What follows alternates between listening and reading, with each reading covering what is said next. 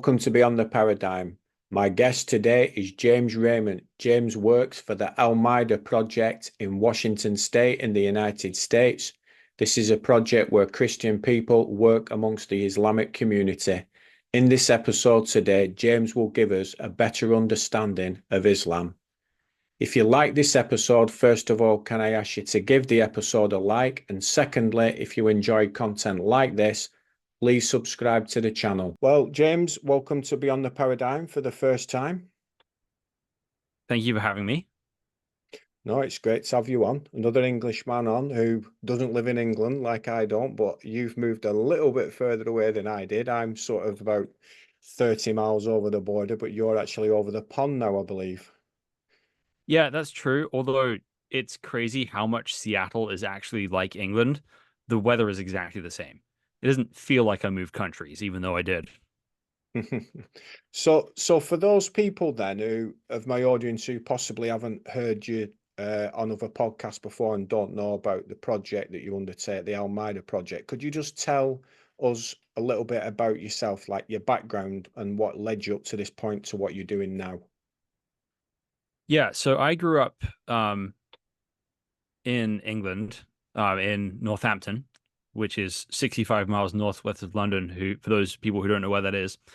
And um I was raised in a Christian family there and went to a very, very secular uh, upper school called Northampton School for Boys, which is the same school that Francis Crick went to, who was the one of the discoverers of DNA.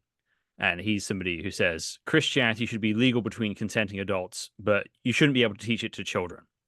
And I became serious about being a Christian when I was 13, my first year of that school.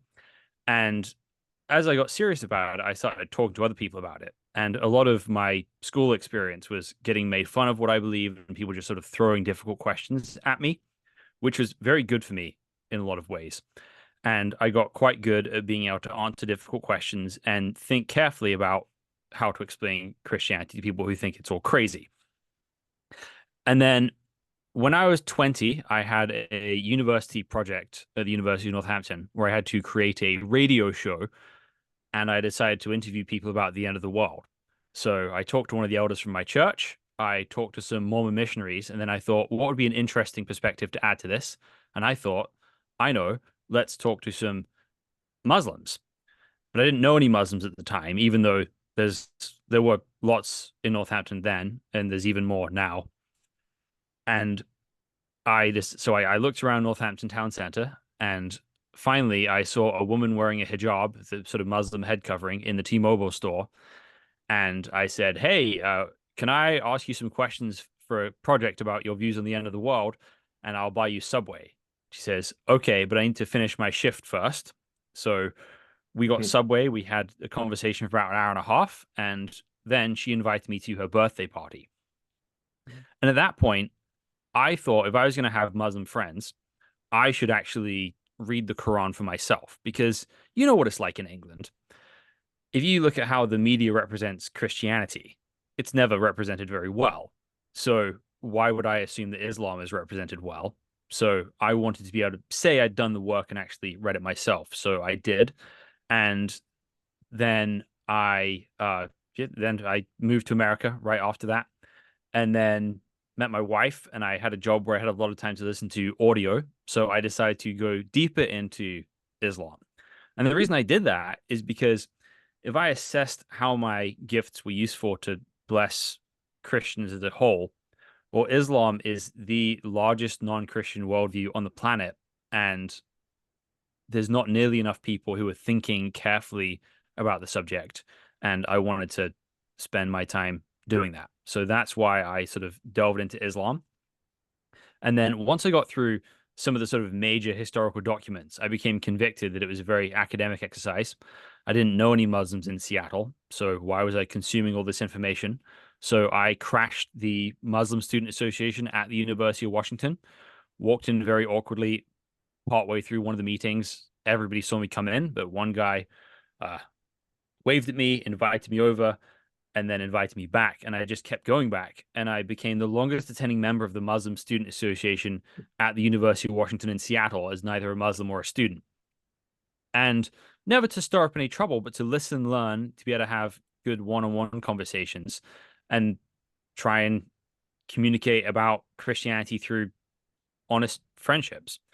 And through that, I just got to meet a lot of people. And my understanding of Islam went from one that was purely academic to one that was connected to like a lot of different Muslims, and basically that led to a chain of events that led me starting a ministry called the Al-Maida Initiative in 2018. And what we do is we work with churches, we help them understand what Islam is as a worldview, who Muslims are as people, and then we want to give them tools to be able to meet their Muslim neighbors, have friendly, honest conversations with their Muslim neighbors. And if Muslims become Christians, we want to give them tools to be able to disciple those people well and help them become fully formed Christians. It's an amazing ministry. I mean, what I picked up on there is like the fact that you're befriending these people, which I think's it's so important because the ignorance, well, like you said there, I mean, Christianity is misrepresented in the mainstream media over here, and obviously they misrepresent Islam as well, and there's a lot of misconceptions about it. And, I grew up in an area, I mean, I'm 45 years old. When I went to school, we didn't have any Muslims. I went to a school where everybody was white. My secondary school was the same, but then the area that I lived in became more mixed, and we started to have a lot of Muslim people moving to the area. So as I got into my sort of late teens, early 20s, my interactions with Muslims got more and more. I've worked with Muslim people, and in my previous job, where I worked in a prison. I worked in a category A prison. I had a lot of interactions with Muslims on the wings and everything. And one of the things that struck me is they had more respect for me than any of the other officers because they said, even though you're not a Muslim, a lot, and I'm talking about the more moderate ones. There was guys who would, well, even said they would like basically cut my head off, but that's not obviously representing all Muslims because I had other Muslims say to me that we know you're a true believer. That's what they used to say to me, and they had more respect for me. So just to help sort of my listeners out who possibly, are faced with, having to live amongst a Muslim community and they're sort of worried about this because obviously the media portray them in a certain way, and we've had issues over here regarding immigration. There's been riots and everything. There's a lot of tension, and there's been, over the years, there's been sort of grooming gangs, which has, caused a lot of anger in certain places in England. Could you tell us, first of all, sort of, I have a brief understanding, but could you give us an understanding of how Islam actually started? Now, we know obviously that Muhammad's like the main prophet. They have other prophets, but Muhammad's the main one. But tell us how it actually began. Yeah, so the basic premise of how Islam started, according to the Islamic sources, and just a caveat, there are people on the internet today who will disagree with this. If you want to dive into the sort of historicity of Muhammad, I have some videos on my channel that people can check out. Um, the uh, the basic Muslim narrative is that around 570, there was a sort of tribal polytheistic society in Arabia. And there was a man named Muhammad who was known to be honest and trustworthy before, but he was also an orphan. And he married a wealthy older widow called Khadijah. And one day he was praying in a cave about uh, about what God wants from him, because he believed there was one God, but didn't know which religion was the true religion, what he should be doing. And he uh, and suddenly, according to him, an entity appeared to him claiming to be the angel Gabriel and told him to recite, literally in Arabic, the word Iqra. And he says, I don't know how. Then again, it says Iqra. I don't know how. Recite. I don't know how. Then it squeezes him so hard it feels like he's going to die. And then suddenly the first chapter of the Quran starts to come out of his mouth. Originally, he's freaked out by this, but he goes back to Khadijah and she convinces him that this is in fact an angel from God, that he is now a prophet, and he should start teaching people what the angel is telling him. So for the next 3 years, Muhammad starts teaching his sort of close friends and family, kind of keeping it pretty private. 3 years later, he starts a sort of public ministry in the city of Mecca, which is the sort of capital of the polytheistic Arabian religion at the time. And people react badly to this because Mecca makes all its money from the idol trade. So, uh, but Muhammad is well protected because he has an uncle called Abu Talib who's not Muslim but protects him, and his wife Khadija is a prominent member of society. So his followers are persecuted, but he is not personally threatened in that time. But in the year 622, Muhammad, who had this ministry teaching people there's not lots of gods, there's one God, his circle of protection dies. So his uncle and his wife pass away in the same year, and he is now in danger. Now, one tribe from a city north of there called Yathrib or Medina has a population that's half Arab and half Jewish, and there's tension between them. And because of this, they're already thinking about one gods versus lots of gods. And according to the Muslim sources, the Arabs are worried the Jews are going to embrace a new prophet, and that's going to cause them to take over.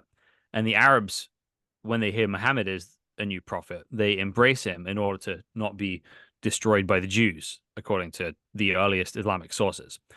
And Muhammad then goes to Medina as the supreme ruler of religion and state.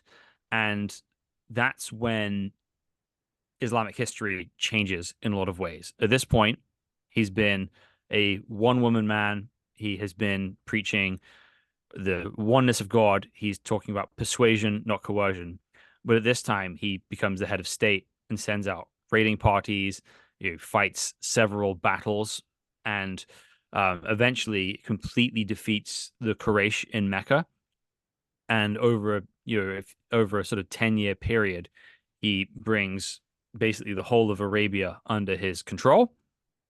And then and as he's doing that, he's reciting more and more of the Quran, which is not written down at this point.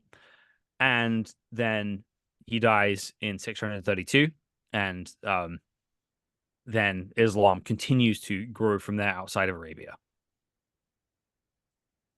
Yeah, it's interesting because in my interactions with Muslims at the prison I was talking about, they used to level the accusation at me that I believed in multiple gods because they don't understand the Trinity. I mean, let's face it, no one really understands the Trinity, but they misrepresent what we believe. And I remember there was one particular day on what's called association when they're out in the evening. There was two Muslims I used to talk to quite regular, and the imam came on the wing this particular day, and he got involved in the conversation, and he got quite angry with one of the inmates because the inmate was saying to him that what I was saying wasn't plausible and that I believed in multiple gods, and the actual imam basically started shouting at him and saying he does not believe in multiple gods. He believes in one God, because this imam had actually studied Christianity. And to the point where I actually thought at one point, are you even a Muslim? Because of the stuff he was saying to this guy. But they are really forceful on obviously there being one God. And obviously they misunderstand. That's a misunderstanding they have of us, that we believe in sort of three gods. That's what the accusation was leveled towards me.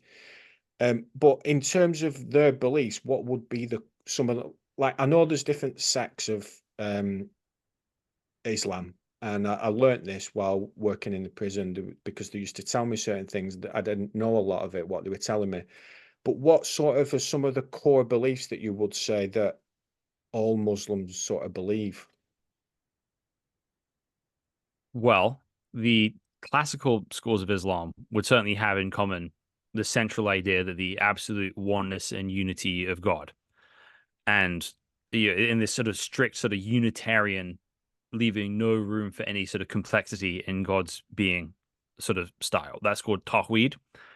And this is kind of defined over and against the Trinity in the Quran itself. So, not believing in the Trinity is actually kind of a core tenet of Islam, as is believing that God cannot have a son through Jesus. Although the Quran's understanding of how Jesus is the Son of God is a little crude and not really exactly what the Bible teaches about that. So the oneness of God is, the first tenet of Islam. The next thing is that Muhammad is a prophet, and they also believe he's the seal of the prophets, meaning that the prophets are like a letter written from God to humanity, and Muhammad is a sort of wax seal that prevents any further revelation coming to humanity at that point. All of them believe that the Quran was given word for word from God to the angel Gabriel, then the angel Gabriel to Muhammad, and it's only the Quran in Arabic. And then from in the Quran itself, you also have this idea of the Day of Judgment, which is massively prevalent.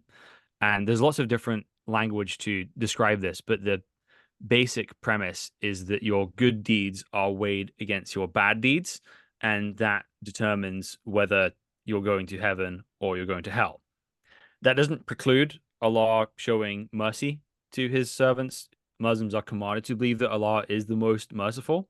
So the way Muslims believe that a person gets into paradise is a combination of Allah's mercy and of good deeds. There are, oftentimes people make the mistake of making Christianity versus Islam. Yeah, you believe in works, we believe in grace. And there aren't really any religions that believe in works alone salvation. It's a combination of faith and works for most religions and for Islam too. And then another really key defining doctrine in Islam is this idea of the fitra. It's this idea that everyone is born in a state of nature, that people are naturally Muslim, and it's external influences that deviate you from that path.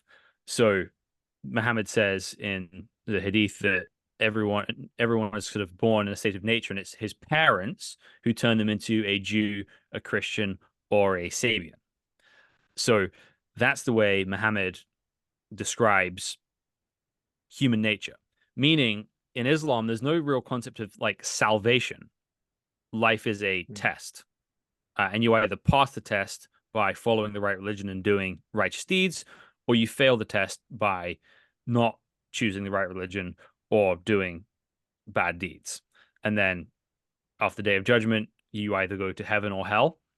If you're Muslim, you can still go to hell in Islam, but the Islamic sources teaching that you can spend a long time in hell and then go to paradise if you are Muslim, but that doesn't apply to Christians and Jews in the classical Islamic sources. You will, however, find lots of Muslims that believe that, you and I would be going to heaven as well. There's a range of different views in Islam, and you talk to 10 different people, you get 10 different versions. Yeah. I've experienced that actually because um, I had one guy tell me that on the day of judgment I'm going to be burning and I'll have ash all over my face, and then I've had others saying that we know you're a true believer and you'll be in heaven, and that was like my first experience of the difference, that there was a difference between Muslims, that they're not all just this one lump, that we lump them together, because I believe they refer to us as people of the book. Is that right? Correct. Arabic term is al kitab, people of the book. Yeah. So I mean, as I understand it, they do believe that the Bible's the word of God, like the Gospels, the Injil. Um, but they state that it's been. See, this is one of the things I used to try and trip them up with, because they claim that it's been corrupted, but I know that the Quran claims that the words of God can't be corrupted. So I used to say to them that, well, if the Bible's the word of God and you're saying it's corrupted, then Islam's false. And they'd be like, no, because the Bible's false and blah, blah. I said, but yeah, no, but your Quran says that the words of God can't be corrupted, and like the Injil, etc., is the word of God. So it's contradicting itself. So if the Quran's correct, then Islam's false. But if obviously the Quran's incorrect, Islam's still false. Either way, Islam's still false. And they couldn't wrap their head around it. But they believe that, don't they? They believe that like the Bible's been corrupted. But I used to ask them, can you tell me who corrupted it, when it was corrupted, where it was corrupted? And they could never answer me. Right. There's so many different answers for that because the Quran alleges the corruption of Christianity and Judaism. Mm. Uh, it's not, it's, I think it's ambiguous as to whether it actually says the Bible itself has been corrupted in the Quran, but Muslim scholars have definitely for a long time held the Bible is Yeah. corrupt, but there's no mechanism to it. There's no mechanism for it in Islamic thinking. So they just tend to fill it with whatever they can put there, basically. And honestly, usually what gets put there is the Da Vinci Code. They think of the Emperor Constantine gathering all the Bible manuscripts at the Council of Nicaea and burning the unauthorized ones and putting out an official one, which is nonsense, right? Nothing of the kind happens at Nicaea. The biblical canon is not even up for question at Nicaea. In fact, there's a quote from Constantine at the Council of Nicaea where he says, let us put all contention aside and seek the answers in the written word of God in the scriptures. So Constantine's attitude is a very Protestant Christian attitude at the Council of Nicaea because he's Mm. saying, let's solve the controversial issues by what we all hold uncontroversial, which was the Bible. So ultimately, the idea of the Bible being corrupted is in itself a conspiracy theory that Muslims are kind of forced to believe in. Otherwise, it would undermine what they themselves believe. Yeah, I mean, I understand that I don't like you said the Quran doesn't teach that. It teaches that the words of God can't be corrupted, but it's them themselves that are saying it. And that's what I used to say to them. Which what I found with my personal interactions with a lot of Muslims is, and I suppose I mean, it is true for Christians as well.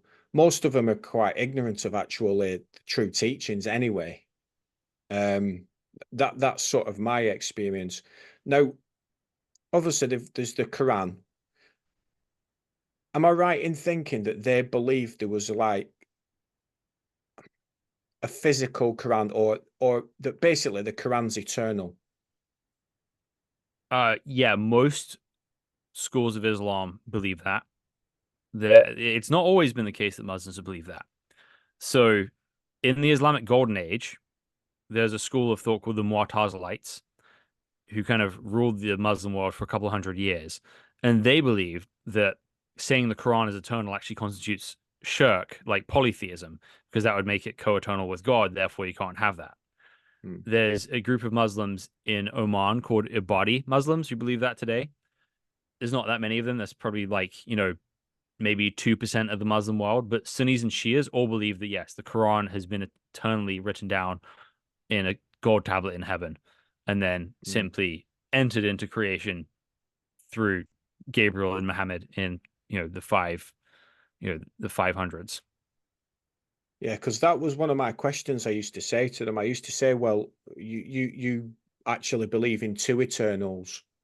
And they'd be like, no, we don't. And I said, well, you do because you believe that the Quran's eternal. So it's co-eternal with Allah. And a lot of them sort of, I don't think they'd actually cottoned on. They've been told that, but I don't think they realize the implication. Yeah. Yeah. And some have. And there's Muslims that agree with that exact argument you're making. And therefore they reject the idea of the Quran being co eternal with God. Yeah.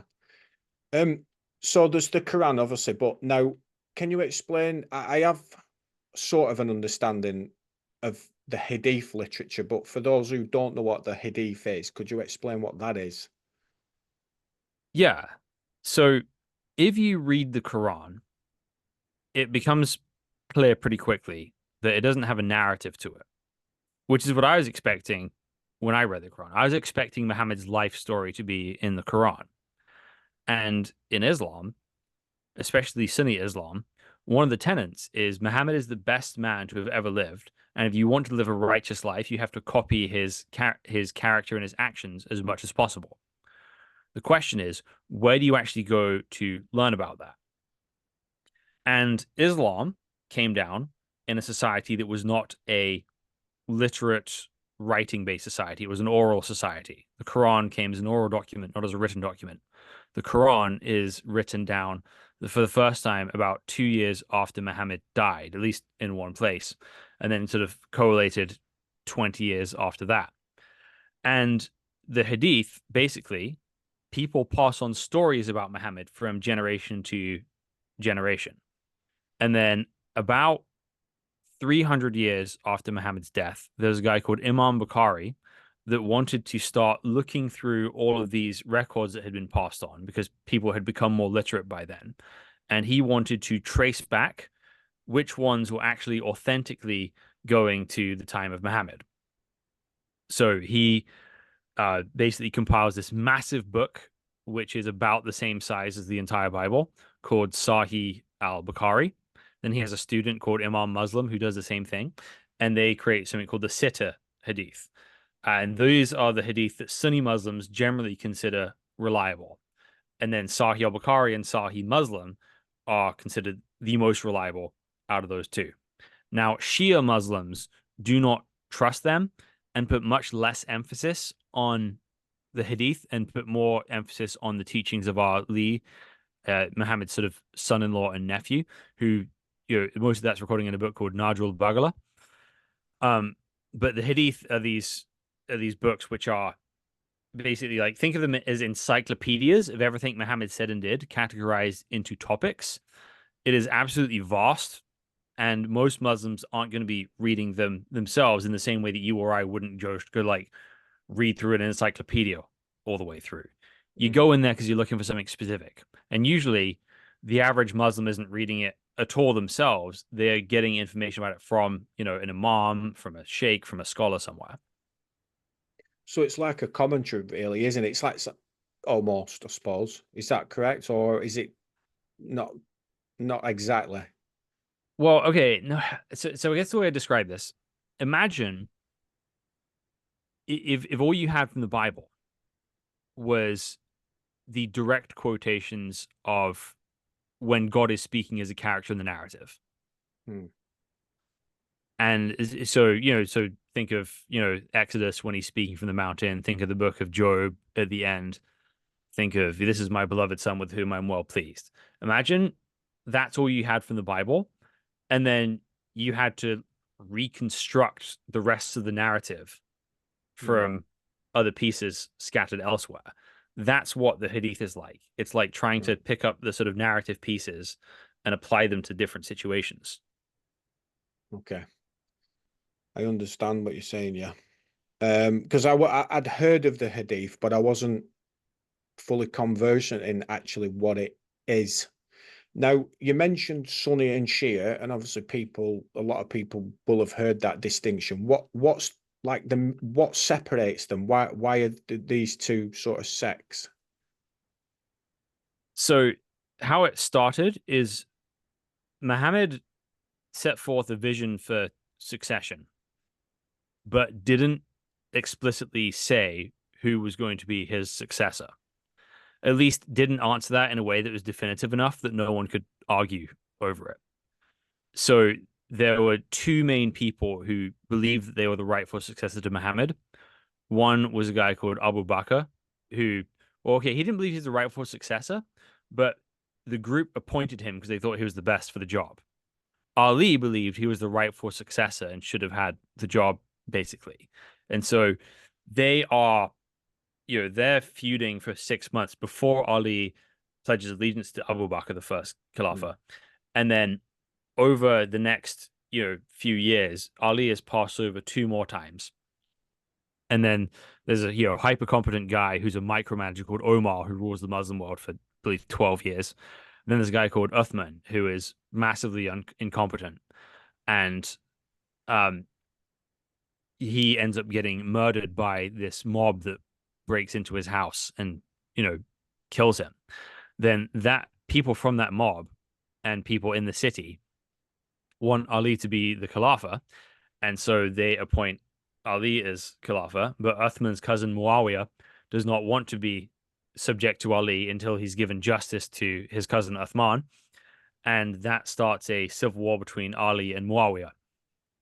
Muawiyah wins, and not through force, but through politics. Basically, he basically convinces Ali's people to agree to arbitration.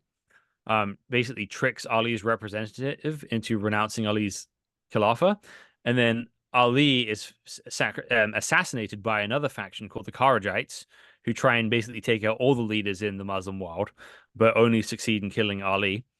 Um, then Ali's son Hassan is appointed to um, the caliphate in Iraq, and Muawiyah is the caliph in Syria. And Muawiyah basically uh, manages to basically pay Hassan the entire contents of the public treasury of Kufa in Iraq, which basically amounts to about 10 million pounds. And uh, Hassan basically steps away from public life and takes the money and leaves, and Muawiyah becomes caliph. But then Muawiyah appoints his son as caliph, and Ali's second son, Hussein, goes and wants to, fight Yazid, Muawiyah's son, and then he is brutally killed by this military under Yazid, and that basically cements the feud between the Sunnis and the Shias. Sunnis believing the community in general should choose the leader, the Shia believing that Ali's direct descendants should choose the leader. And that basically, and because of that, there's people that the Shias do not trust in Sunni Islam. So they start to kind of have a sort of distinctive vision of what leadership looks like, slightly different ideas of what prayers look like, and basically different vision of who they should trust as far as historical figures. So a lot of the core things are very similar, but there are some, differences in there as well.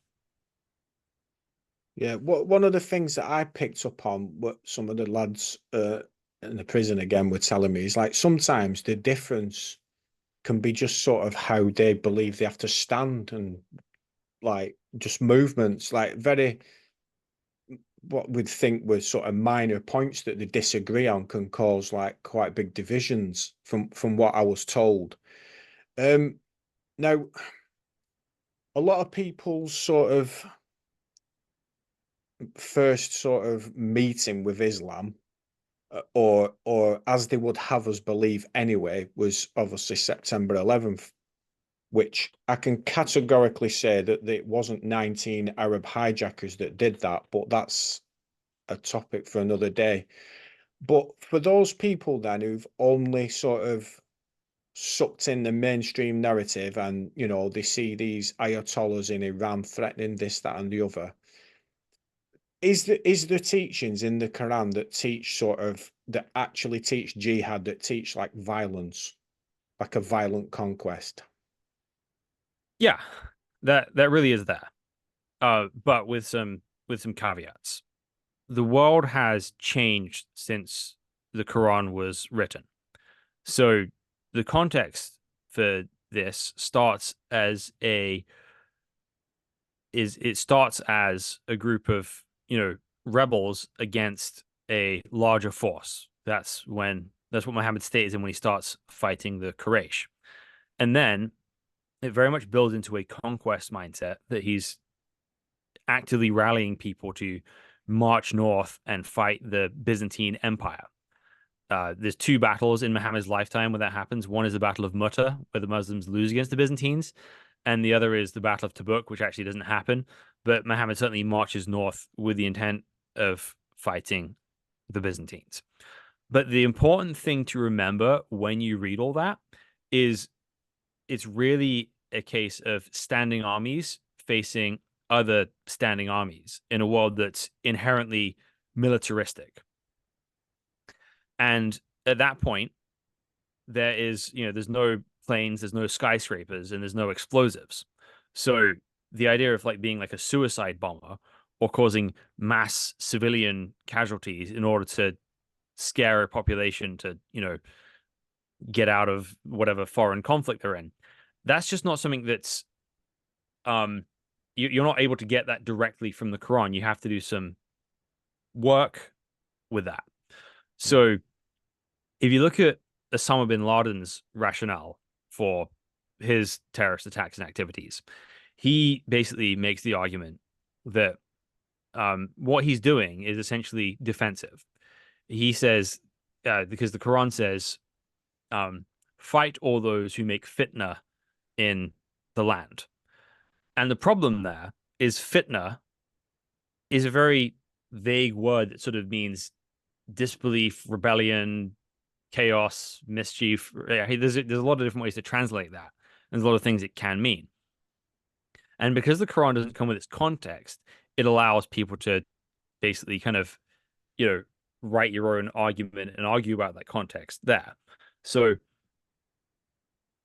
Osama bin Laden said that because there's American military bases in Saudi Arabia, that constitutes fitna in the land.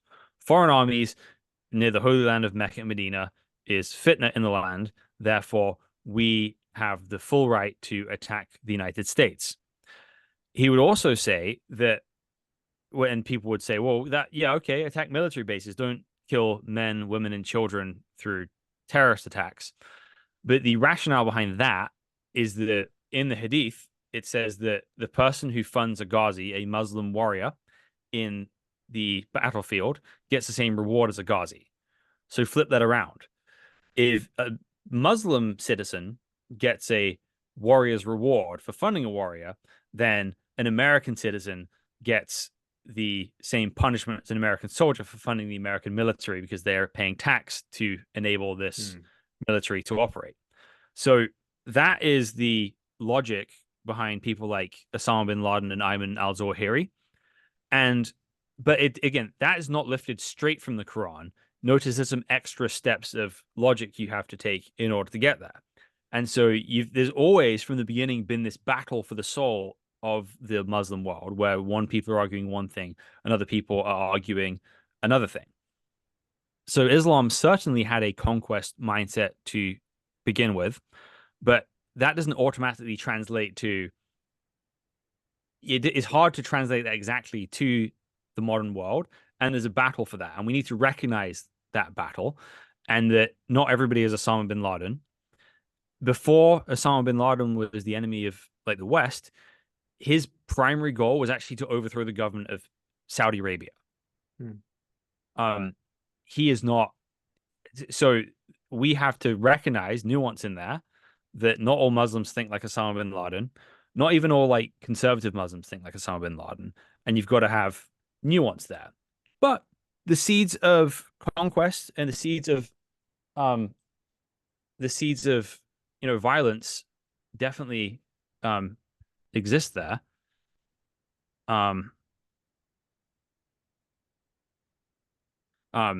It's just yeah, you've got to have some nuance in your like understanding of how that works.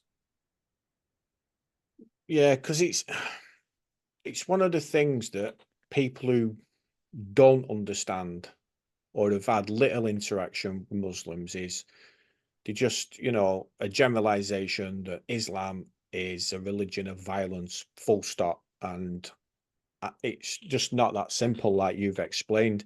I mean, I've even seen videos of interactions on Speaker's Corner when I've watched on YouTube, because obviously there's a large Muslim presence always goes to Speaker's Corner in London.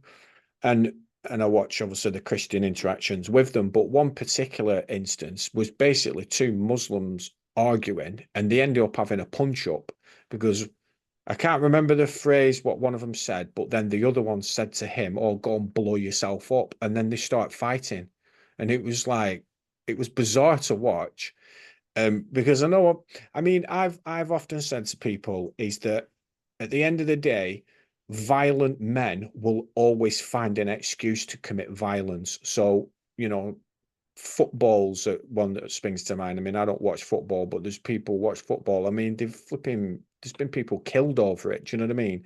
So, Right. clearly there's going to be people that look for that within that religion, and then justify, like you said, there has to be these further steps. It's not just directly told you must do this. There's got to be this thought process and these extra steps taken. Now, with your interactions with Muslims, what's the general view that you get coming across of like the West and Western people? I think that's a good question. So I think it's actually interesting. The types of conversations I have with people who live outside the West is generally they generally have a higher opinion of the West than Muslims raised in the West. So I think with Muslims raised in the West, they generally have very specific lens of sort of colonization that they look at the West through. So they think, okay, yeah, you've done all these things in the Muslim world, and because of that, we can't be prosperous there, so we have to be prosperous here instead. And there's a lot of resentment to the West from Mm, Muslims who have been raised in the West. Whereas if you meet people from, say, Saudi Arabia, they love England, they love America, they love visiting here, they like Western culture, and are quite happy to celebrate the contributions the West has made to the world. Um, so it really varies, and it's going to vary from person to person. I'm not saying all Muslims raised in the West dislike the West and all people from the Middle East like the West. There's definitely different perceptions. But as far as, like, say, international students and people who are actually coming here, it's going to mm, skew towards having a positive idea of it. mm. Yeah, I mean, I know it's always going to vary, isn't it, person to person? That's clear, and this is one of the reasons what I wanted to put this episode out there. That the message is that we've got to deal with people as individuals. Yeah, there's certain teachings or whatever, but people are individuals. Um, Now you've seen obviously there's been riots over here and everything, and we've talked about sort of a like a conquest mindset, possibly. Do you foresee there's going to be like some kind of clash of civilizations almost? It could certainly it could certainly head that way. I really don't think that it is inevitable, but the way things are going in England and to a lesser extent America, it is heading that way. And I think part of that is not because Islam itself is big and powerful enough to um like affect that. But if you can combine the sort of revolutionary Islamic mindset with the sort of like revolutionary left wing mindset, those things align very closely as far as their immediate goals go. Hmm. Um, and so and there's and right now it's kind of a vicious cycle. So typically, you get Muslims who move to this country, and people are suspicious of them. And when people are suspicious of them, their kids feel like they're isolated from the rest of society and don't feel like they have a part in it. So when they're in their sort of like existential crisis moment, often they go back to the sort of foundational things they've been taught. And when they look at those foundational things, they often become like more extreme than their parents were because they don't feel like they belong in British society and they don't feel like they have any other purpose in life. And they feel like, you know how England, living in England is, it's, mundane and boring and frustrating a lot of the time. And they feel that and they feel like they lack some sort of higher purpose. And even their families lack some higher purpose. So they end up getting more into religion than their parents do because they're looking for something to answer those fundamental questions. So the opportunity we have as Christians in that process is actually to be good neighbors to those Muslims and make sure that if they feel excluded from the rest of society, they feel like we are people who genuinely love and care about them and can talk to them and maybe make them feel a little bit more at home in the country they're living in. And it doesn't mean you have to agree with England's current border policies or anything like that. There's a big difference between what you believe the law should be and how you interact with the person right in front of you, right? Those are two distinct categories that Yeah. we have to be able to, do something with.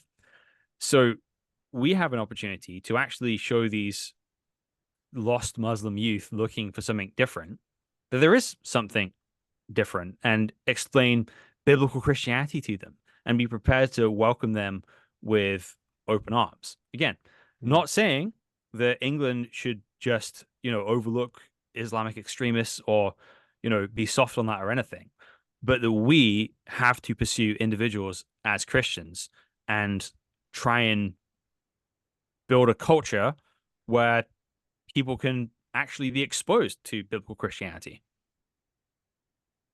You know, it's a mission field for sure. It's like the mission field's been brought to us, and I think that's the positive way we must view it. I mean, I used to do a lot of open air preaching, and the last time I did was in Blackburn in Lancashire, and Blackburn's got a very large Muslim population.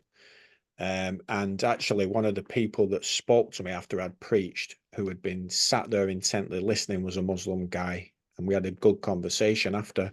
And I've even, when I was a new Christian, going back over 20 years now, I had a part-time job while I was at college, and I was actually working in a predominantly Muslim area. So I had a lot of interactions with them. Most of them were very, very friendly. They used to bring me food. Do you know what I mean? Because they were quite well, in fact, it's happened in my job now. I've worked with a contractor who's a Muslim, and I work on the railway, and I worked at a station literally right near where he lives. And he used to go home and get some food off his wife and bring it to us because that's just how he was. And I've found that there's quite a lot of them like that. And one of my stepsons who used to live among literally him and one other family were the only English family on the street. Everyone else were Muslims, but they fixed his car for free. They gave him Christmas presents. They told him he was safe there, not to worry about anything. So this is another reason why I wanted John here, because to get the message out, because there's a lot of hatred, and obviously as Christians we've got to love even our enemies, which is very, very difficult to do, as we know. But what would be your advice for people who live in an area where there's Muslims and they come across them every day, but they've never struck up a conversation because maybe they're a bit, suspicious, let's say? What would your advice be to someone, a Christian? Yeah. So my advice to a Christian is that being afraid is not an option that we're given in the Bible. God tells us to be strong and very courageous, to not be afraid. And there's 366 times in the Bible where it says that in one way, shape, or form. So, first of all, you're not allowed to be afraid, right? And if you are, you got to learn to crush those fears. Um, secondly, all right, so with that, there are people in the Muslim world who are scary, right? Those people exist. And those people need Jesus as well. Maybe one of the scary Muslims living in inner city England is the next Apostle Paul. Right? We have to have a long-term vision of what God can do in the Muslim community. So that's on the one hand. On the second hand, most Muslims are not scary. They are regular people who are image bearers of God and sinners. And meaning that there's ways that Muslims are going to uniquely reflect the image and character of God in a way that no one else can. And they're sinners, which means they're going to be uniquely broken in different ways as well. And your job as a Christian is to be a source of light and healing to the people around you, showing them the way to God. So my advice would be, if you find yourself afraid of Muslims, let this be a growth moment for you in your relationship with God, of learning to trust Him and try and make a friend. Just pick somebody and say, "Hey, how are you?" Um, Start up a conversation. How long have you been living here? What do you do for your job? You could, if you're feeling brave, you could say, "Hey, I've realized that I've lived in this country, and there's lots of Muslims here. I don't really have any Muslim friends. I don't know anything about Muslims. Could we get coffee sometime and have a conversation about that?" Just anything you can do to start a conversation. And unlike secular British people who are, contorting themselves to get out of meaningful conversations about God. Muslims are all in for it, right? They're happy to be Yeah. like, you want to talk to me about God and hear what I think? Yes. When can we do it? Let's go right now. It's Mm. actually much easier to start conversations with Muslims about the Bible than it is for anyone else because they also believe that God is important and they're not trying to hide from that. Yeah, that's totally my experience. Again, I'll refer back to the prison service. I had more in common with the Muslim inmates than my own colleagues, other prison officers who were non-believers at all, just pure atheists. I could talk to these guys on the wing about the things of God. Obviously, obviously we, sometimes it was a bit of a debate, not heated, but it was a debate. But they'd ask questions of me, and I'd ask questions of them. But I couldn't have conversations like that with my colleagues because they were, like you said, the people, people in England, they're not interested. I mean, Christianity is like almost dead in the water. There's only a small, very, very small minority of us. I mean, for my listeners in the States, I assure you, in terms of spiritual darkness, England is way ahead of the States. There's still a core of believers over there in the US, much more of a Christian influence there is, and than there is in England. We're so spiritually dark, and there's so many churches closed down, and so many mosques have sprung up. Um, this is why it's an important sort of topic. What would you say the so befriending someone's obviously important, but what sort of things do you talk about in terms of what do you talk about regarding the Bible, or maybe asking questions? Is there specific things that you tend to ask to sort of break the ice or get them thinking about their own religion that maybe it's not true? Is there certain you know types of questions that you generally use, or is it just sort of on an individual basis? I mean, I try to be as individual as I can be, but there are definitely some common themes. And one of the most important things you can ask about anyone about uh, who you're talking to is trying to figure out where exactly they're getting their information from. Because with Islam, I think most Christians have the kind of misconception that the way a Muslim gets their information about Islam is by opening up the Quran and reading it, which isn't really how that happens for most people. Most people are not encouraged to read their own source material. I mean, they're encouraged to sort of recite it in Arabic, but not to sort of Mm. read it for understanding. So if a Muslim recites Arabic, so if you're in England, right, most people are Pakistani or Bengali. They don't speak Arabic unless they've done some extra effort to learn that in a way they understand it, which is rare. Um, so most people's information comes from this very complex web of family, community, religious leaders, YouTube, right? So everything's put piece by piece, piece by piece. So they don't learn it in a straight line.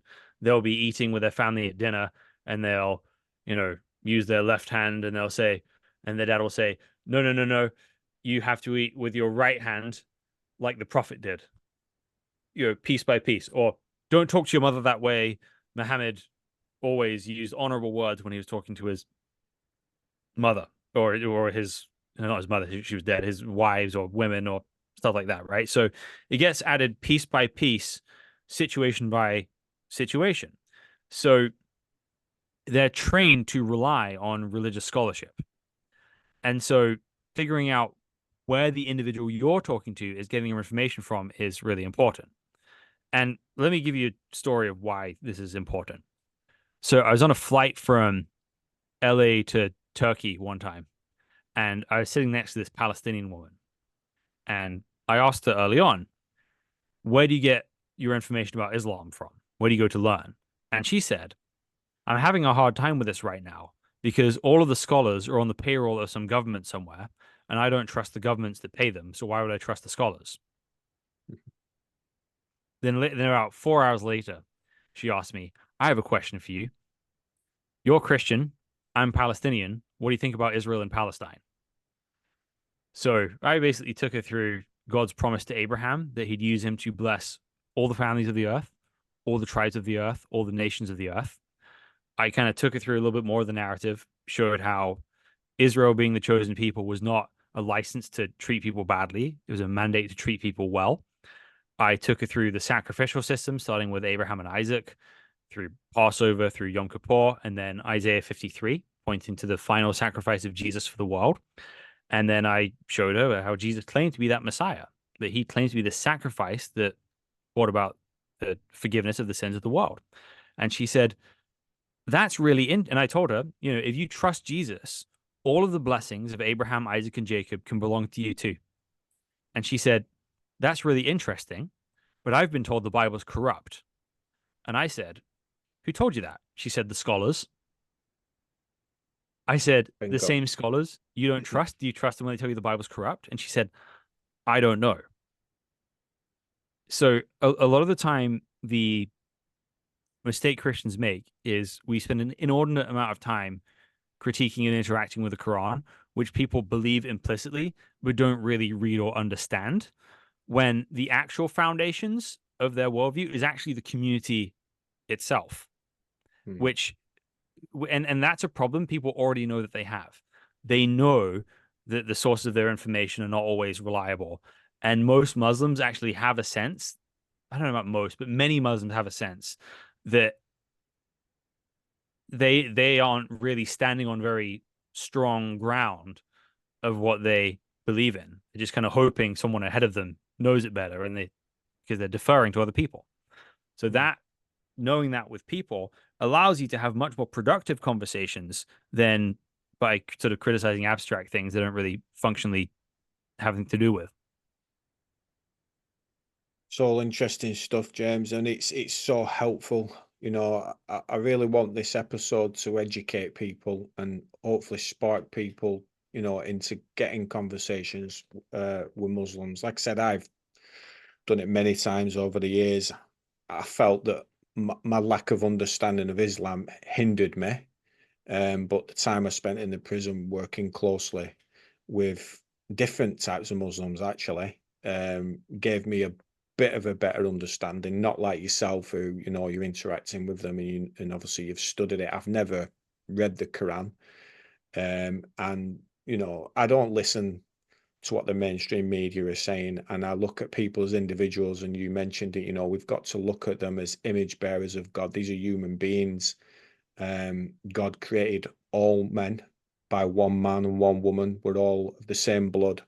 I often say to people when they say, um, well, it was actually an Asian chap, long story short, accused me of being racist. And I said to him, why, what race are you? Because you look human to me. And with that, his head fell off and he swore at me because I said, well, we're not a different race then, are we? Because there is only one race, and that's a fact. It's the human race. And the only difference between us is the melanin in our skin.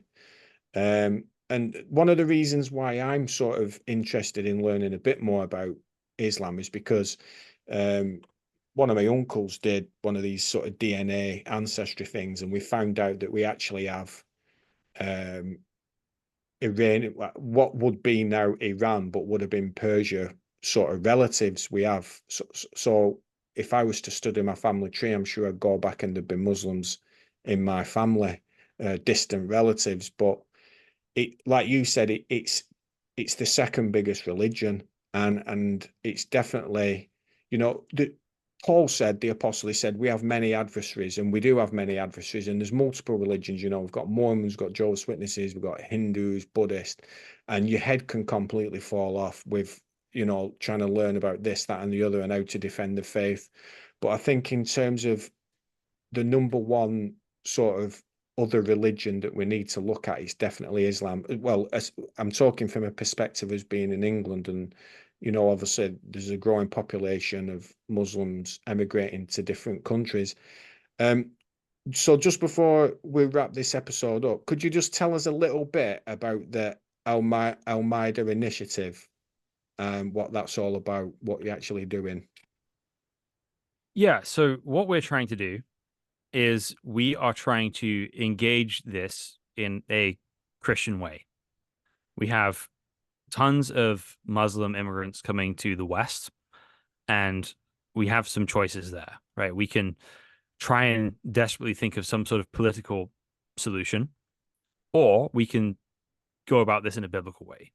And being in a biblical way means having a strong sense and a strong message of truth that is actually understandable to Muslims, because that's important, right? When you see the disciples going through different cities, they're able to articulate the message in a way that is clear and biblical that the locals actually understand. You see that especially in Acts 17 when Paul speaks to the Greeks. And so we as Christians need to be able to understand the way Muslims think if we're going to be able to explain the gospel to them in a way that actually makes sense to them. We need to sort of like learn their sort of cultural language, because when you they because and part of the problem is they have some of the same words like sin, and they define it differently. Um, so a lot of what we say doesn't make sense to them unless we can actually figure out how to explain it in a way that does. So that's part of what we're doing. But more than that, we're trying to give the church a vision for what can happen. If you read Psalm 72, if you read the latter half of the book of Isaiah, um, sorry, I speak British and American now. Um, you what you see is all these nations like Sheba and Saba, Midian, um, Nebaioth, Tarshish, coming to worship the Messiah. And all of those countries are currently Muslim countries. So as Christians, we should have expectations that God has lots of things to do in the Muslim world and is going to do amazing things in the Muslim world. And that one day Saudi Arabia, Iran, uh, Pakistan, all these countries that are currently Muslim will be full of Bible believing Christians.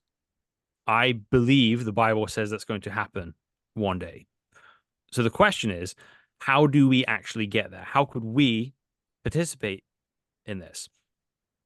And what I've personally seen is there is so much hunger for something more in the Muslim world. And Jesus fulfills that hunger. And I've seen him transform people's lives. I've seen amazing and magical things happen as God shows up in the lives of people who were Muslim. And we're having so much fun doing this. So what we're trying to do is basically we have churches learn about Islam and then host dinners where they meet their Muslim neighbors and build lifelong friendships with those people, where talking about the truth is a normal part of that. That's what we do. And then we just wait for God to show up as we're making active strides to be faithful in those things. And we get to see him show up. So, if there's anyone watching who wants to be trained in this, we have a bunch of training content on our YouTube channel. If there's churches in England that want to engage Muslims, I would be so excited to do more work in England and train your people and help you figure out how to meet your Muslim neighbors. It's a massive need. I was just there. It's bothering me. I want to find people to work with. So we are trying to help transform the way the church engages the Muslim world, going from sort of apprehension, fear, suspicion to a, confident, expectant, competent way of engaging Muslims with the gospel. It really is a brilliant initiative, and the work you're doing, it's going to have repercussions in eternity positively. So God bless you, James, for that work. It's so important. And when I heard you speaking on another podcast, I just knew I had to get you on here, because with everything that's going on, it's so relevant. And we need to, as Christians, we need to reach out to lost people, no matter who they are, where they're from. And we need to look at it as our mission field. And this episode's going to go out to over 90 odd countries, and hopefully there's going to be people contact you through listening to this podcast. So just what's your website called where people can get hold of you and your channel? Yeah, so I'll send you the links. But it's almaida.org, al-maidah I know that's a horrible name for Westerners to spell, but it works really well with our target audience. And on YouTube, we are the Almeida Initiative, or you can search for my name, James Rayment, and you should find us. Yeah, I'll include all the links as usual, guys, in the show description. Um, if you just stay on for 1 minute after this, James, it's been fascinating talking to you, guys. Don't listen to the mainstream. Don't gather people in a collective and say this is what they believe. I've been told myself I believe certain things when it's not true by Muslims have told me that. So don't, guys, don't do that about them either. We need to understand, like James has been saying, individuality. It's such an important topic to talk about with the current climate of things, especially in the Western world, like James mentioned. There's a lot of Muslims emigrating to the United States as well, and a lot of Western nations. So it's important that we do reach out to these people. So thanks for your time tonight, James. Guys, I'm going to be back again next week, God willing, with a new guest. I'm Paul, and this is Beyond the Paradigm.